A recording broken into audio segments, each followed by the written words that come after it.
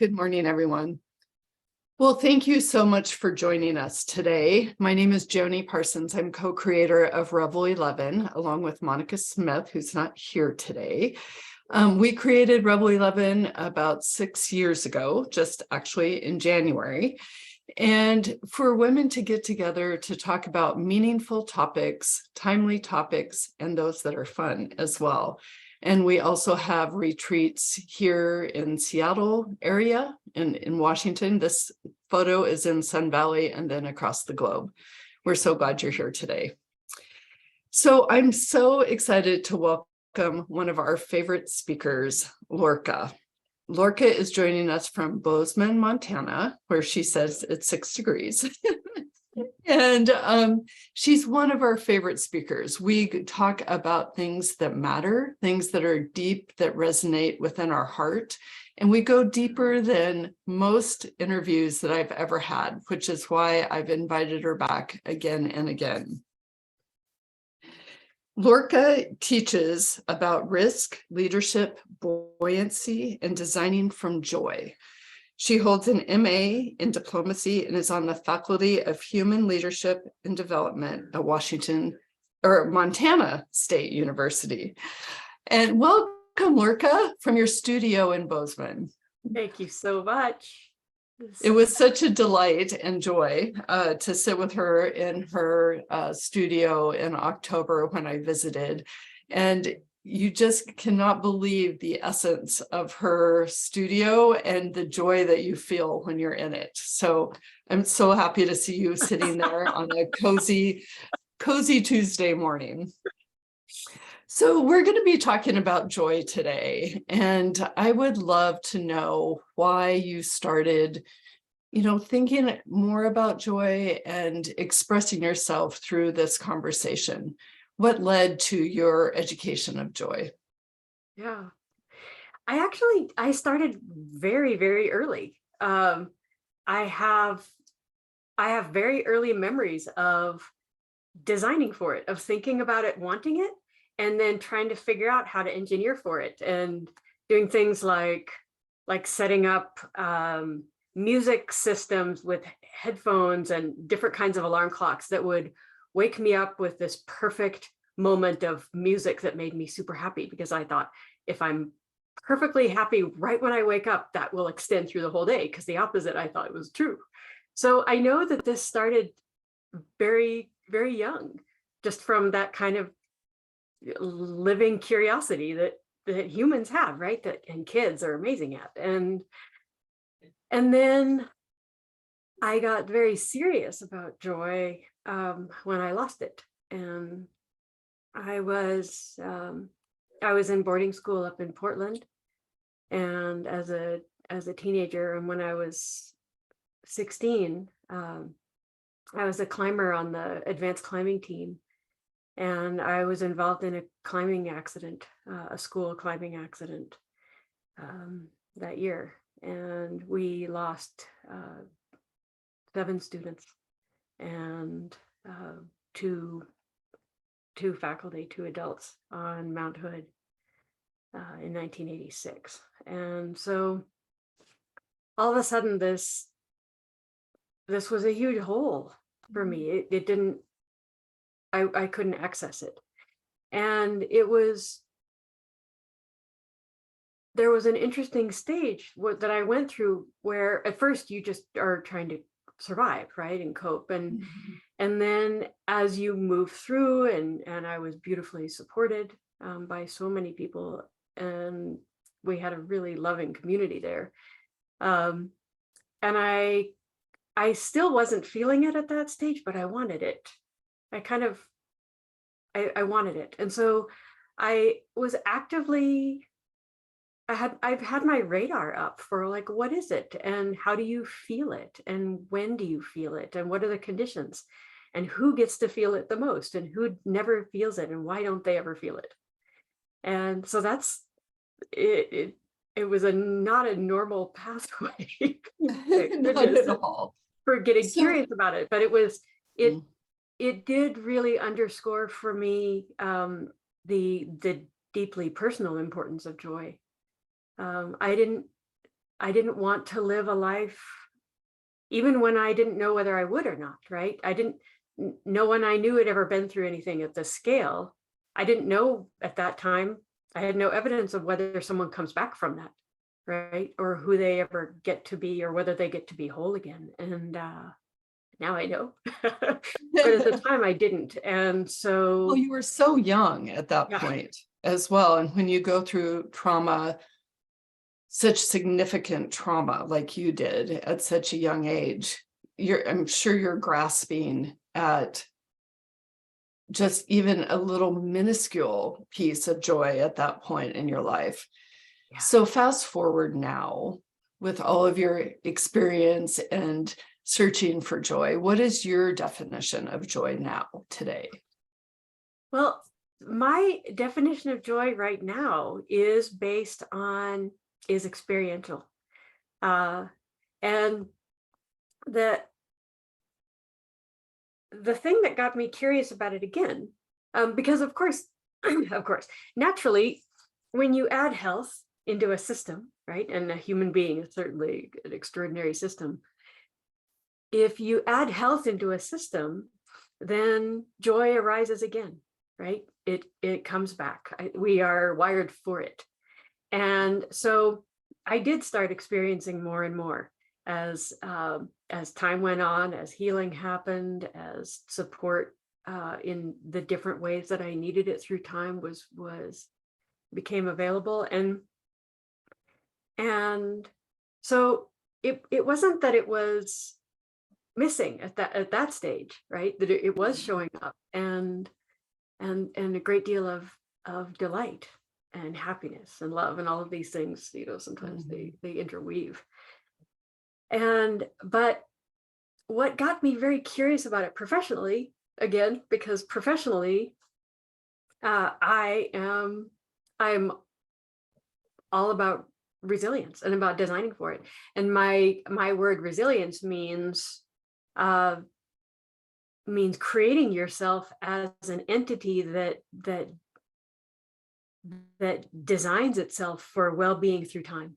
That would be for a human, but it's also possible to apply this to an organization, for example, right? What's a resilient organization? What's an organization that has so much rising up inside it of human energy and life, and well-designed structures, that it can take a hard hit and still have a vitality and an integrity of self that exists so that it persists, right? Mm-hmm. So well-being that persists through time, that returns again and again naturally from the inside, right? Not just only when conditions on the outside are good. And where I got really curious was the more I fed things that fed resilience, which originally was my original personal project, right? I want to be one of the humans who can come back from hard things. Because I couldn't be so, have so much hubris just to believe that just because one bad thing happened to me, no matter how bad, nothing else is going to happen to me, right? Something else could happen. So I want to be a human who is beautifully present, who can be beautifully present then and deal with it as it is, as it comes. And I think that two things started showing up. The more I did what I called resilience, all the practices, the games, the theory, the ideas, the teaching, the more I practiced these and engaged with them and accepted those invitations and learned, two things started showing up in me and in the people I was teaching, right? And to the point where they were not coincidental anymore. And the first one was leadership. The more I added resilience, the more I found myself in leadership roles and looked to in that way. And as I'm teaching students, right, the more I'm teaching them resilience tools and principles, the more they stepped up into their lives and into their roles and their families and their world, right, and their organizations as leaders, as naturally magnetic, clear humans, very articulate. And so I thought, well, that's really interesting. And so that's to the point where I ended up becoming I teach resilience at the university level. I mean, I teach resilience and leadership at a university level because the things are so connected. So, and the second thing is joy. And, Mhm. you know, as someone who is working consistently with, well, one with whole organizations, right, which have very clear metrics of profit, say, or impact, or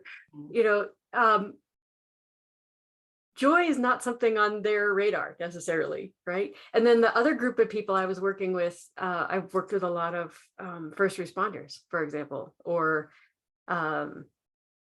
medical people, hospice, people working with death, and people in very high risk situations, educators, frontline people. And the more people I work with, the stronger the connection between joy that I observed and that they reported, and their resilience in the face of hard things.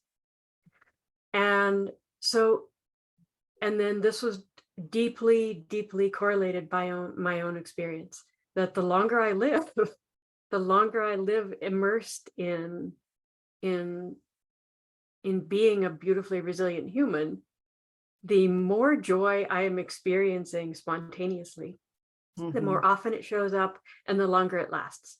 And to the point even where I went and started trying to talk to people, like, who do you talk to? Like, you're like, there's a joy doctor. I'll go talk to the joy doctor. Like, I'm experiencing this thing. And there, it turns out there are things in the humans that joy loves. So let's stop right there for just a So moment. that's where I got interested. Yeah, it gets really interesting. So you talk about creating an ecosystem or habitat within ourselves that can draw joy back in. And I think that's such an interesting idea, that we're in charge, that we're able to create this ecosystem. So tell us about what you mean by creating an ecosystem within yourself. Yeah. Well, the good news is that you don't even have to create it, right? That you are Well, it. that's good. Yeah. You already have it. Right. So tell us about that. So I think there's this prevailing understanding in our culture, at least, but I think worldwide, that we are an individual and there's other individuals around us, and that we are us and they are them, and then we have to competing needs, right, and priorities. And so it's right, standing right there, it's already a struggle. It feels exhausting already, right? So, and yet, to my mind, this is not even actually true, right? That we are so deeply interwoven with each other and with our environments, that the lines that we draw between ourselves and others, I think, are actually very shaky when you actually look at them. And that's on both tactical, sure, tactical, why not?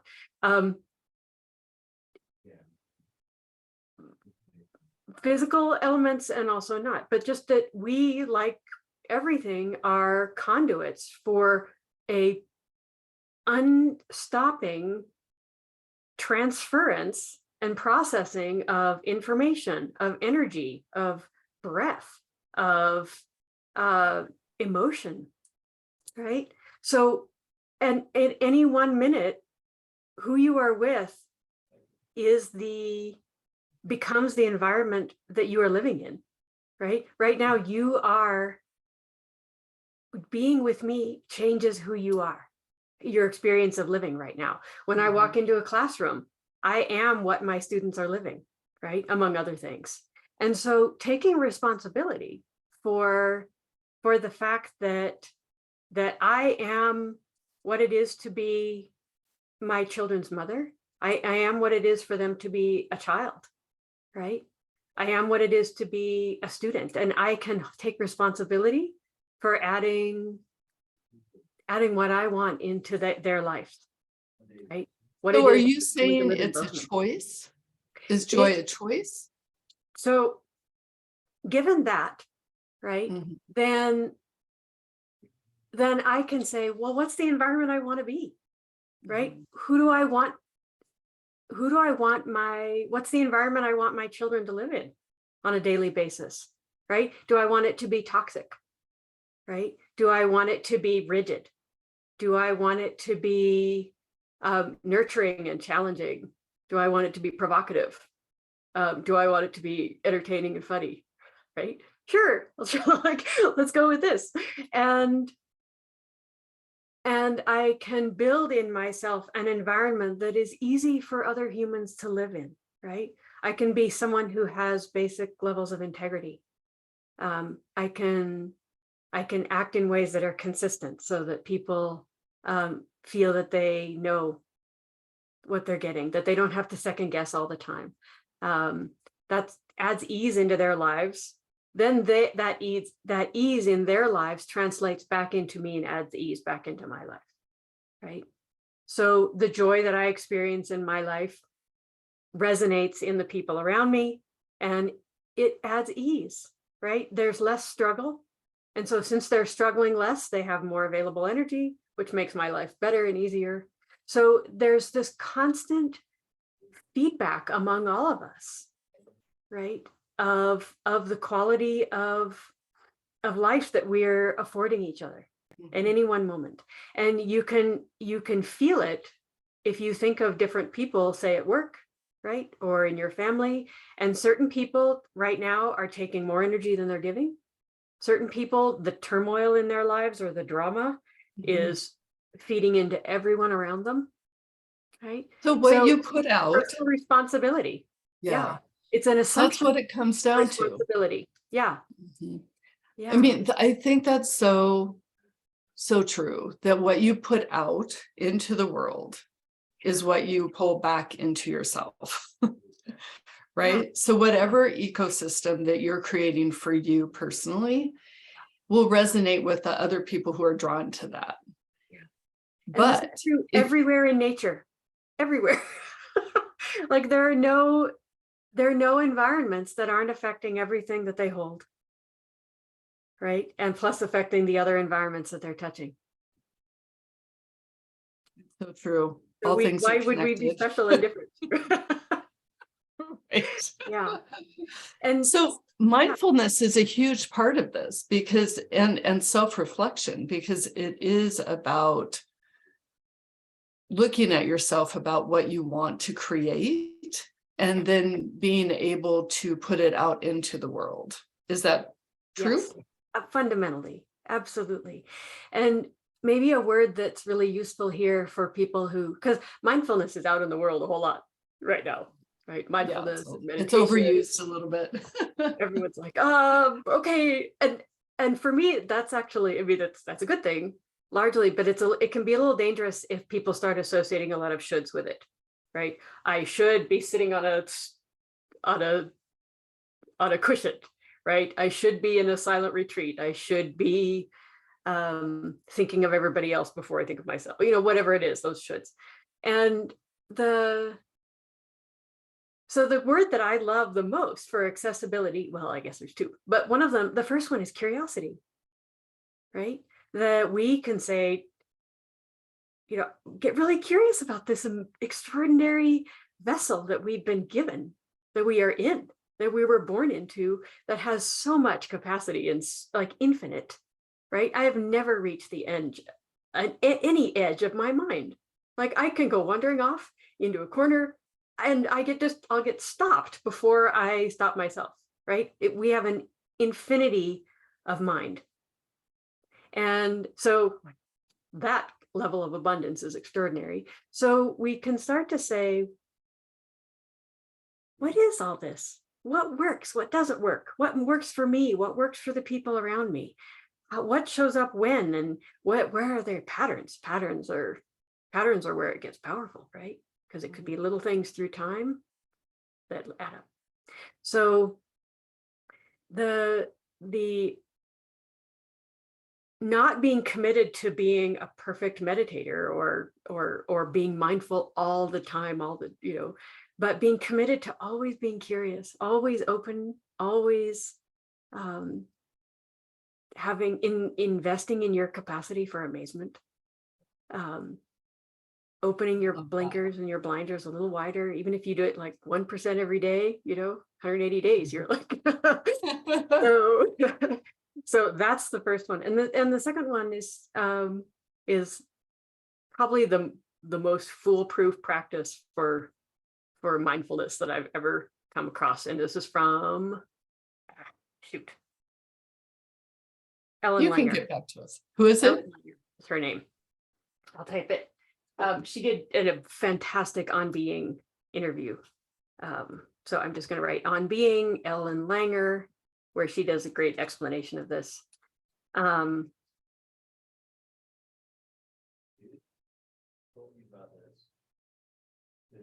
if you don't know On Being interviews, they're Yes, the gold. amazing. Yeah. So her prescription, which I've given to so many people, who, especially people who think they suck at meditating, right? She says, notice new things. It's the one thing that you can't do mindlessly.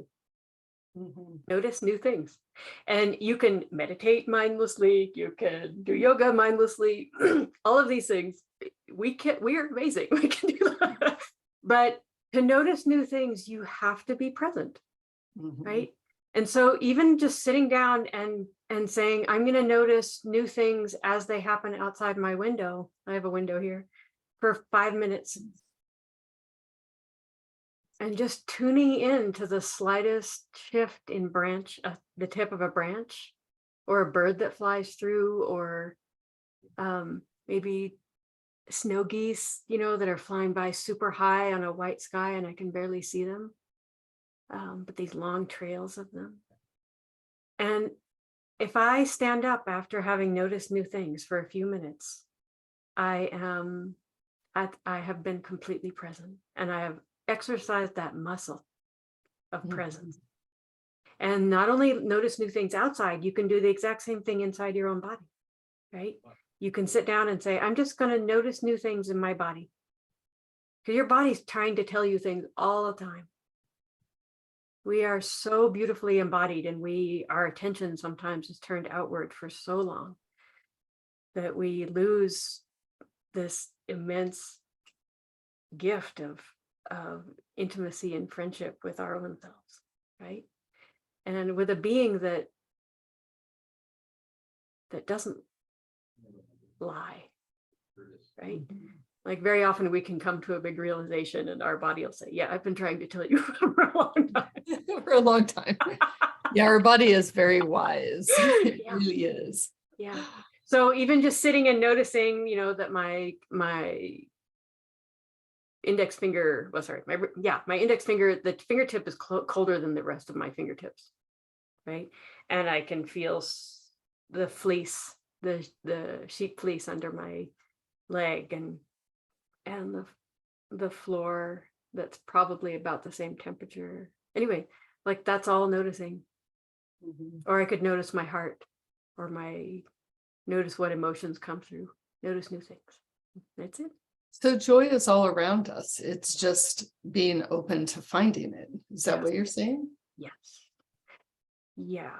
And so mindfulness would be the first thing, right? Someone who is completely uncurious, unpresent, is, I'm not saying they'll never experience joy, right? But they're more likely to have their joy come from outside circumstances, which is less predictable, right? You may or may not get those circumstances. Whereas if you develop yourself as someone who has a wellspring of joy that rises up inside you persistently, that's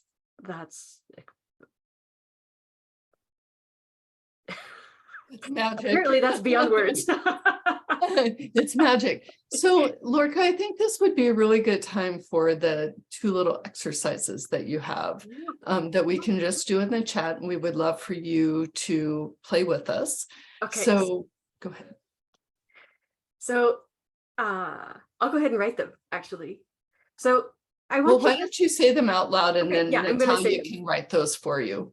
Thank you very much for that. Yes. So the first one is, just take a moment, and I want you to write finish this phrase, okay? Just write, I will be so joyful when. And you can write down one thing, and then if you finish one thing, write down more things. Right? Like, when do you really think you're going to be joyful? So please go ahead and write in the chat if you wouldn't mind sharing. That would be lovely. And I'll read those as people write. What are some of the things that you've heard in the past, Lorca, that they say here? I will be so joyful when I get a new job or a new house, or Mm-hmm.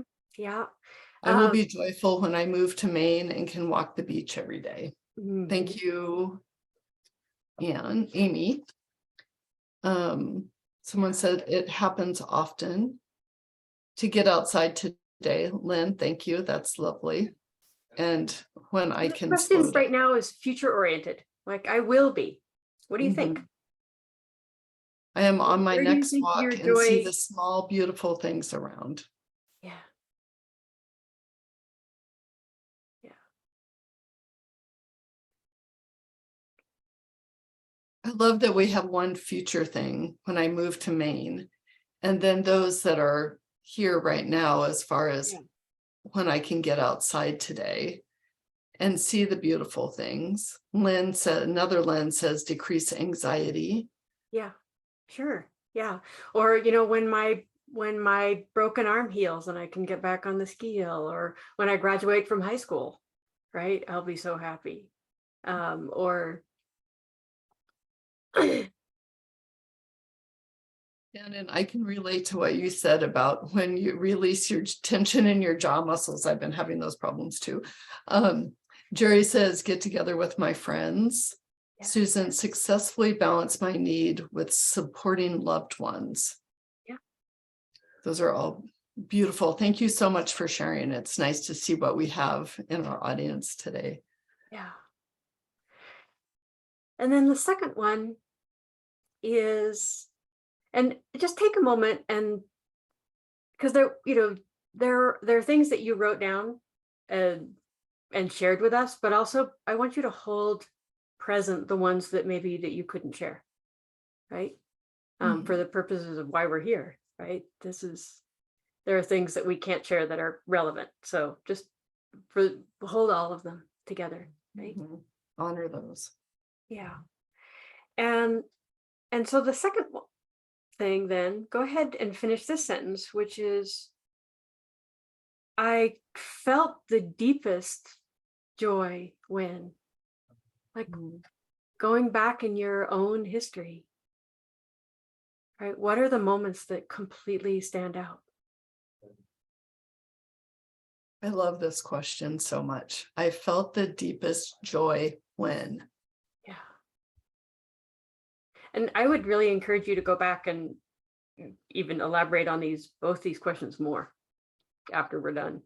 Yeah, take a little time to journal, either, later today or tonight. So, sipping Singapore slings at the start of an international trip. Shannon, thank you. That sounds fun. Yeah. And it might even help right now. I'm going to invite you to lock in, like, re-feel that for a moment and feel what happens in your body. I want you to know, as a skill, I want you to know what your body does when it is in joy. So here's some other ones. Lorca, Kimmy says, when I have my daughter, that's so beautiful. Lynn, while running in the woods. Connecting with a group of friends of 30 plus years. When I spend time with good friends. Divya, I felt the deepest joy when I was on a hike with my daughter. Yeah. And Jennifer, when I awake in Hawaii without anything to do on my to-do list and a whole day to enjoy that feeling. I love that too. It's few and far between. And so much about my family and my children. Yeah. Yeah. And, I would say, because I'm here in Winthrop and Mazama in the snow, for me, one of my most joyful moments in life is to be here in this special place in the world, and to enjoy the incredible beauty that I see all around me. And it brings me joy every single time. It's a long drive from Seattle. And there's this one point on the drive where I'm just like, I am so overwhelmed with joy that we're almost here and about to experience this beauty again, that it just brings me back to so many years and just that pure moment of joy. So I love sharing that. Joanne says, when I am riding my horse. And Susan, when I adventure in nature with others that share that love. Same, Susan. Yeah. Very much. Yeah. So, I mean, this is beautiful, right? And I think even just as you read those and we're all listening to them or reading them, we all felt or remembered even more moments, right? Like, oh, and I forgot about that one time, you know? And I mean, this particular exercise should be happening a lot.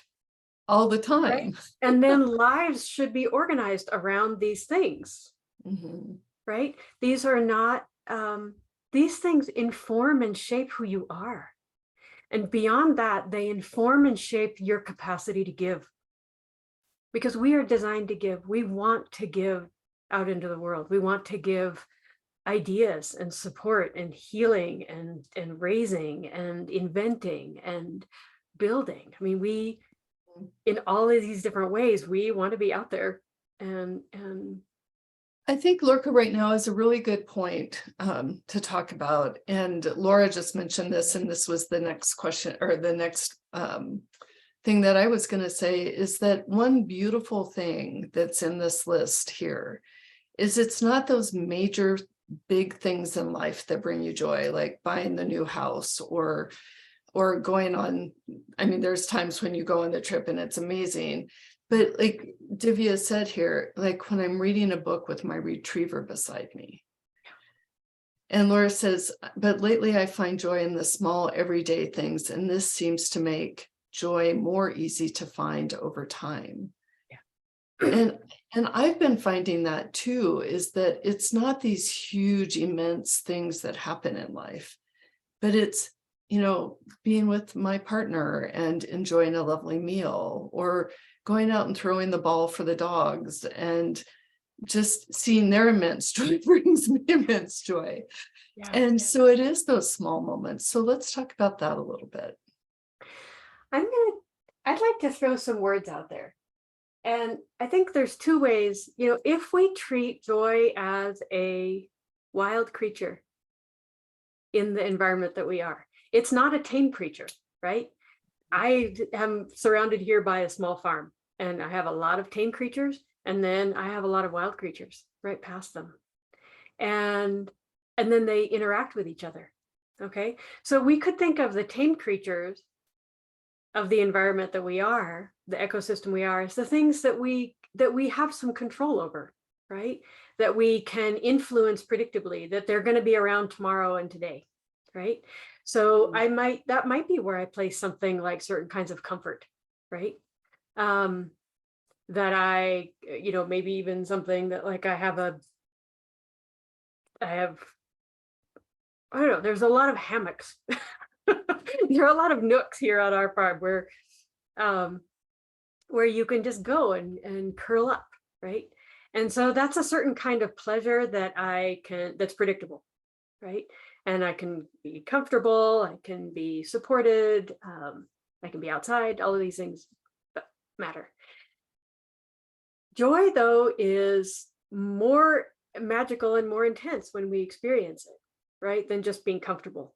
It's not just about circumstances, right? It's about circumstances that aren't getting in the way, and inner self that isn't getting in the way, met with inner life bubbling up, and sometimes being met by extraordinariness on the outside, right? And the attention, coming back to that mindfulness, the attention to where it all meets, that we are this intersection, right?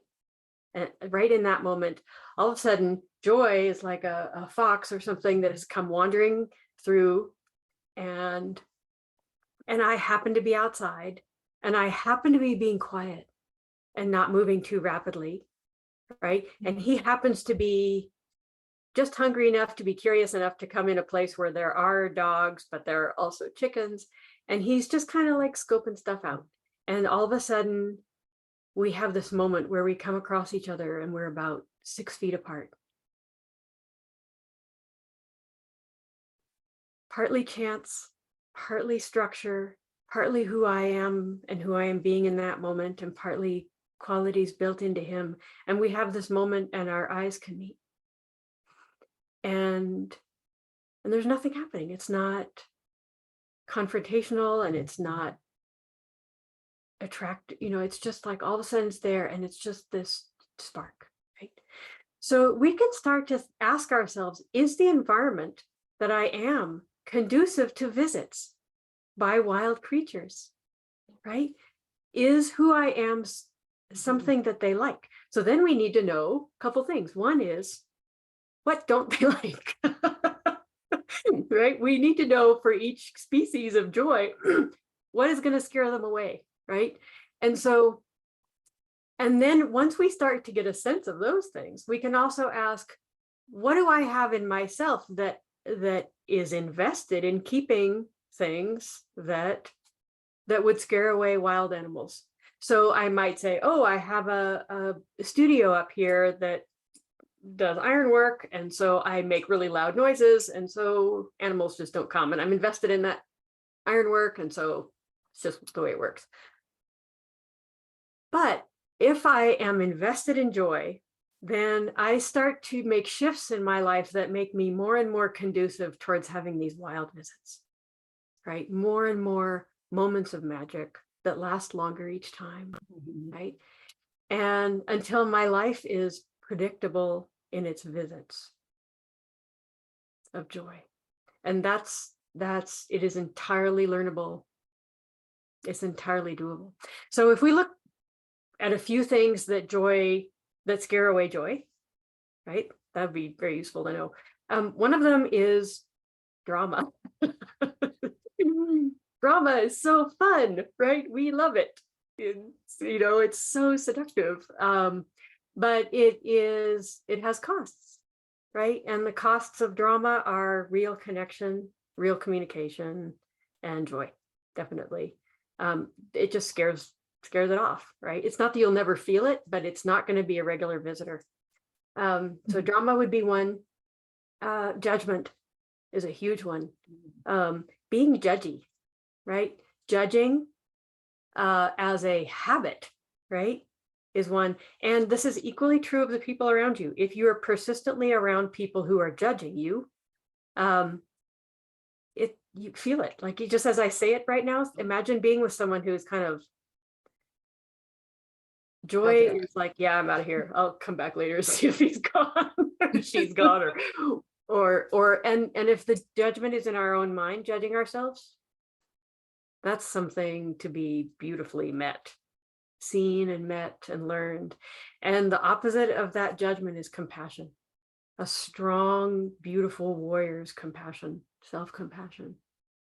Not where you are being sweet to yourself, but just that you hold yourself, right, with grace, and caring and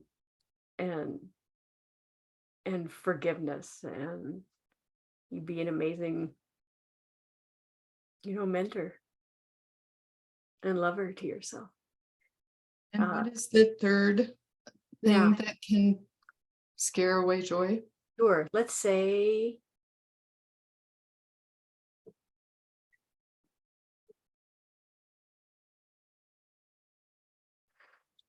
I have all these things going through my head, but and maybe that's related to the first one. One of the things I wanted to say was hiding, right? That if we consistently run away from hard things, if we consistently turn away from, well, maybe this comes down to honesty. right? Yeah. That when we can be honest with ourselves, when we can speak truth, when we can say what is true for me right now is, right? Without needing to plant a flag or anything, but say, you know what, this is true for me, then the door opens for us to step through into a whole new place. But until we can say, I need this, I want this is important to me, this matters, that we say it to ourselves first, then the invitation's open for us to learn how to say it to those around us. Mhm. And this That's- is an environment that has integrity and a great deal of beauty and a lot of ease. Because drama is expensive and costs a lot in money and time. And Yeah, you don't need any drama in your life. That is for sure. We all have it. But I think one of the things that I'm learning from you, Lorca, is that bringing in presence and being aware is one of the greatest opportunities for joy, because finding that in the small moments is really where it's at. And the joy is around you every day. It's acknowledging it, it's being curious about it, and being open to it. yeah. If we were looking at some of the things that I heard you say, and knowing that there's a whole nother realm of things that were not said as well, right? So those were things to, to like, when you start noticing yourself heading into them, like just veer. You're off. It's a little different, right? And every time we veer a little, we are breaking new ground through the forest, right? We're following a deer path that gets wider every time we walk through it, until more and more deer are walking through it and other small animals, and it just becomes the way we are, right? That's great design, right? You don't have to like decide and then like, I'm never going to do that. Like, you're just like, So another way to look at it, I mean, it's really useful to look at where we don't want to go. But the other thing you can say is, how am I going to add health? How am I going to add health? How am I going to repair the land that I have around me so that more and more spontaneously grows, right? How am I going to remove heavy metals? How am I going to change, how am I going to change grazing practices? How am I going to change how I plant and change the microclimates? All of this is applicable for our own systems, right? So we can say, and that's a lot of how I teach, actually, is I teach like basic regenerative farming for humans and for businesses too. That's exactly right? What you do. And for organizations and businesses, because so the things that I would say that were present in a lot of those things that you all mentioned, and Joy went, oh, that's my kind of thing. Like, I like those sunflowers that you planted. I'm gonna like come on in, right? Are things like this. Yeah, mindfulness is one. So paying attention, right? Another one that is powerful is making it, well, curiosity. Curiosity always moves you out of judgment, right? So someone is like, and you're like, wonder why that happened, right? I wonder why that person's responding this way. That's interesting. And all of a sudden you're not, you've opened space for joy to come back. Another one is making space of any kind, right? So whether it's going all the way to Hawaii and having nothing in your calendar, that's making space. Having a space in your calendar is making space. Choosing who you spend time with. There are people who scare away joy, not because of you, because of them, right? Definitely. And so you're like, you know what? If I'm committed to creating a healthy ecosystem, then they have limited time and space, right? And then well, love is always, love. And in fact, I almost would even go further and say intimacy, intimate love, right? Is an astonishing thing. And again, it takes courage. It takes bravery. It takes these moments where we say, okay, I'm going to take off a little bit of armor. Whew, right? But then the payoff is Surfing is really an amazing thing. right. So becoming one who takes those risks, right? Takes risk in the directions that matter rather than just risks, right? So, you know, those, and then nature is gonna, I think of nature as a magnifying glass, pretty much, right? I mean, it's the lens through which I teach most things, but it's anything that you're experiencing, you're going to experience it intensified if you're connected to nature, whether it's through a window or out in it. So those are all gifts that you give yourself that make joy get curious. And joy is well, you know, here's an interesting thing to say, and this is something that I completely believe, and it's kind of a weird, again, it's an interesting conversation to start having in the context of the business world, right? In the corporate world, especially. But I will stand by what I'm about to say, which is I have seen that if joy is not at play within the walls, an organization will have identifiable fragilities. That joy is an indicator species of resilience. And so if we take this as true and test for it, right, that you can say, you know what?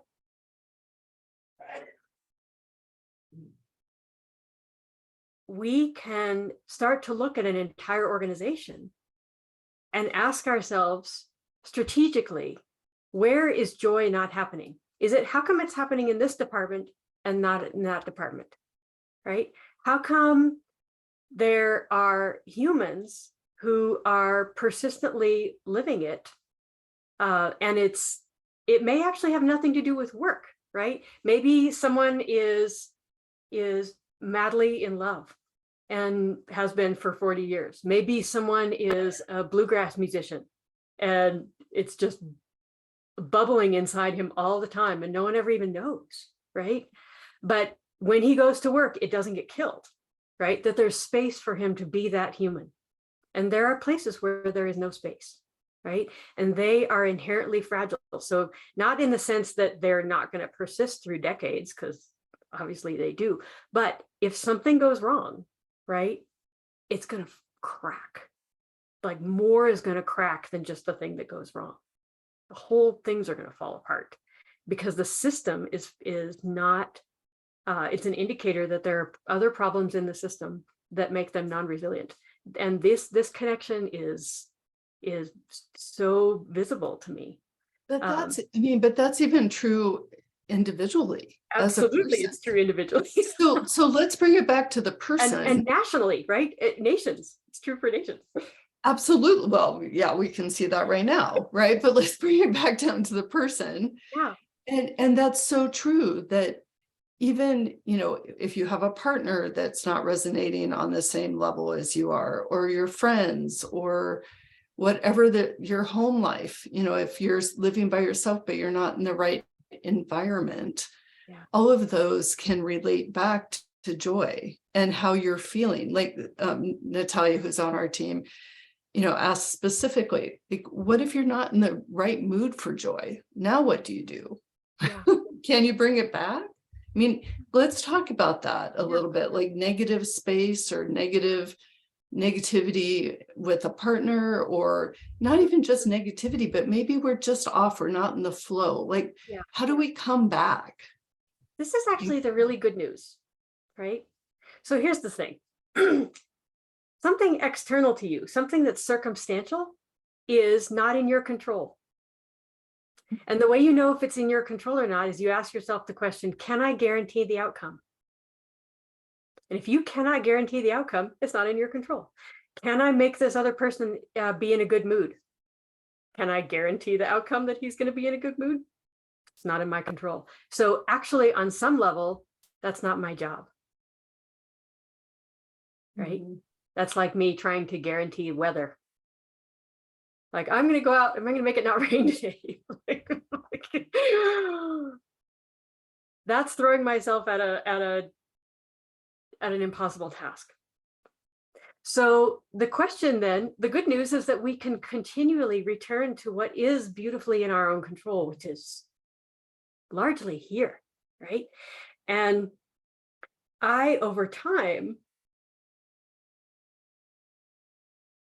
but you can also do this short term, I hold the most powerful safe, right? As in, if my joy is grounded in a human or a job or the fact that I live in Montana or whatever, all of that can get taken away. That's a fragility, right? If my joy is grounded in an external. If I invent myself as someone whose curiosity, someone who consistently builds space into her life so that things have a chance to move, right? Mhm. Anything too tightly packed is fragile because it's like a pipe with rods going down the center. And if you wrap on the outside of a tightly packed pipe, it'll crack the pipe and the cracks will go all the way through those rods, right? Mhm. But if you loosely pack, you take a few of those rods out and make some space, then you can crack the pipe and all the rods will still be strong. I want to be that. And in many ways, I am that, right? So someone who takes joy in multiple arenas, who feeds delight in herself, who follows things that fascinate her and interest her, so she never, ever doesn't have something interesting to think about, who begins and continues on with personal projects that are doable through time, Mhm. right? And that are even bigger on the inside than they were from the outside, who massively practices compassion for herself and for those around her, who loves beautifully and deeply in all the possible ways that one can love, right? Then we're not talking about joy as something where like, oh, I don't feel like it right now, I'm going to go make myself feel it. We're saying I'm making myself irresistible for wild animals to come like hang out in and play. And I have a raven that comes when I'm milking my cow. I have a raven who comes and she comes and hangs out.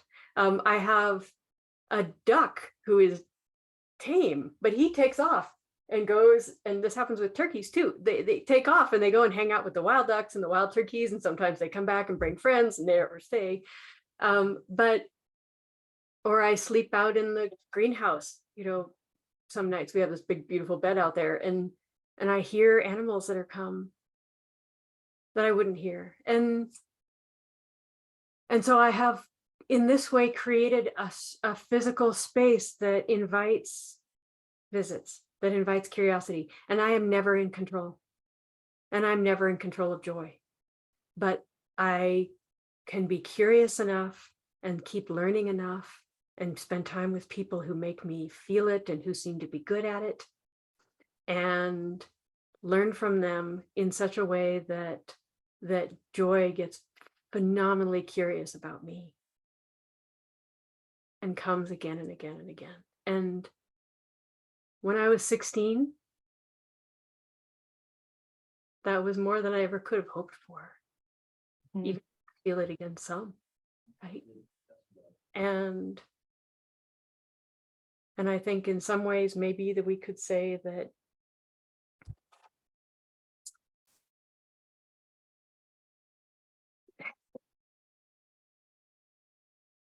we're looking at, I think maybe I call resilience, I call what I do and teach resilience because it's tame enough. Right? It's something people can wrap their hand around and say, oh, okay, yeah, I've got an idea about that. But maybe now that we're talking about it, I could admit that what I teach and do and seek and love is that unnameable thing that is beyond all of us, that is the constant invitation. Lorca, that was absolutely a beautiful way to end this conversation. Thank you. Thank you so much.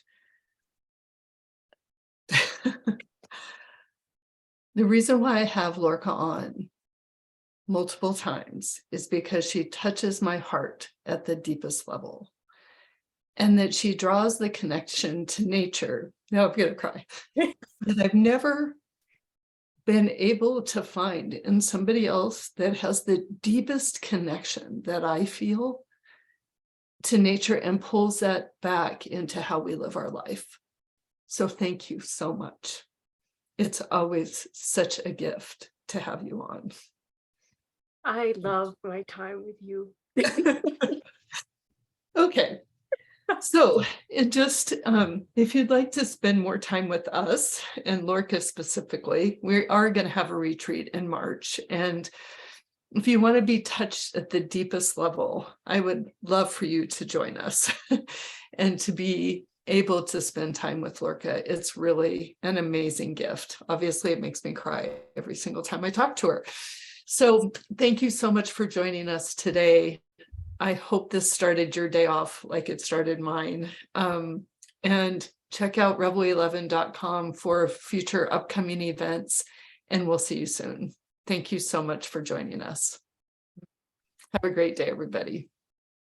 Be well. Thank you, Lorca. I'll talk to you soon.